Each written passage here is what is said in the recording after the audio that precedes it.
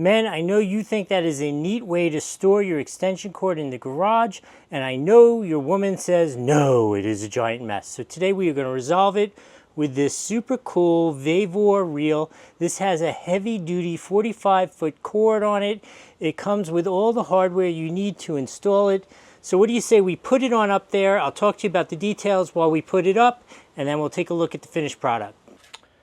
So installation is super simple. You simply install this rack wherever you want it to be. I'm going to put it up nice and high, and I'm going to put it right here in the wall. All you do is run 4 screws into it. It comes equipped with the screws for sinking it into concrete, but I'm all set here with wood, so I'm going to use some self-tapping bolts to attach it, and then we simply hang it from it, and we are in business.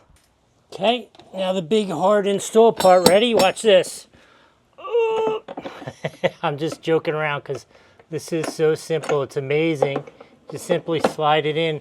That's it. Now if you were installing it horizontally, you just put an extra screw on the top, or vertically, just to make sure it doesn't slide out.